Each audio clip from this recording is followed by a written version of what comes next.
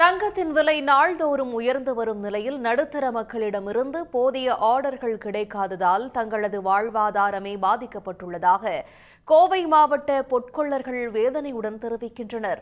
இதுகுறித்த செய்தி தொகுப்பை காணலாம். இந்தியாவிலேயே தங்க நகை வர்த்தகத்தில் முன்னிலை வகிக்கும் கோவையில் சுமார் 2 லட்சம் தொழிலாளர்கள் தங்க நகை பட்டறையை சார்ந்த தொழிலில் ஈடுபட்டு வருகின்றனர்.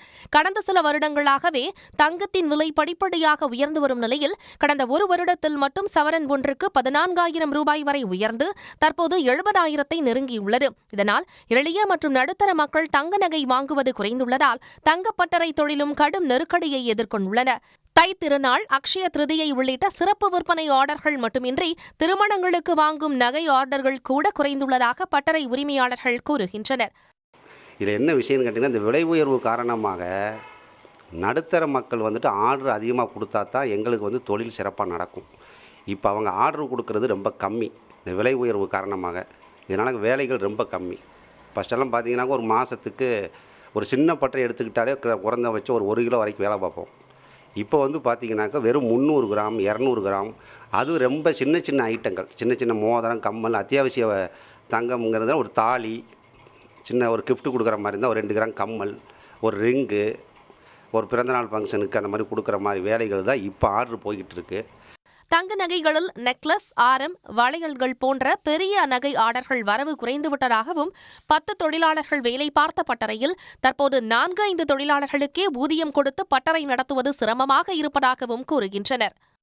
இப்போ மத்திய அரசாங்கம் இந்த கவர்மெண்ட்டில் இறக்குமதி வரி, அதாவது தங்க சொக்கத்துக்கெல்லாம் வெளிநாட்டிலேருந்து அதிகமாக இறக்குமதி ஆகுது. அந்த தங்கங்களுக்கு வரி விதிப்பு கம்மியாகணும். கலைஞர் கைவினை திட்டத்தில் வழங்கும் மானியத்துடன் கூடிய கடனை வெள்ளி தொழிலுக்கும் வழங்கினால் தங்க பட்டறைகள் எதிர்கொள்ளும் நெருக்கடியை தவிர்க்கும் சூழல் ஏற்படும் என்கின்றனர் பட்டறை உரிமையாளர்கள். இன்றைக்கி நகை தொழிலாளிக தங்கத்தில் செய்ய முடியலைன்னா வெள்ளி வேலைக்கு நாங்கள் ரெடியாக தான் இருக்கிறோம். எங்களுக்கு ஒரு 3 லட்ச ரூபா லோன் கொடுங்க. அதில் கலைஞர் திட்டத்தில் அது நல்ல திட்டம், அருமையான திட்டம். அதாவது 50,000 ரூபா சப்சிடி, வட்டிக்கு 5%, அதுலேயும் சப்சிடி கொடுக்குறாங்க. ஆனால் எங்களுக்கு வெள்ளிக்கு தர வேணும். எங்களுக்கு மிஷினரிக்கு தேவையில்லை.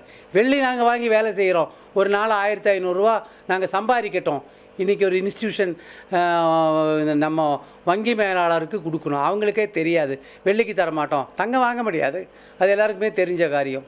ஆனால் வெள்ளி வாங்கி செய்யலாமே, அதுக்கு ஒத்தாசை பண்ண சொல்லணும் கவர்மெண்ட். தங்கம் ஜொலிப்பதை போல தங்களின் பட்டறை தொழில் ஜொலிக்கவில்லை என கூறும் தங்கப்பட்டறை தொழிலாளர்கள் இறக்குமதி வரி உட்பட தங்க நகைகள் மீதான வரியை ஒன்றிய அரசு குறைக்க வேண்டும் எனவும் வலியுறுத்துகின்றனர்.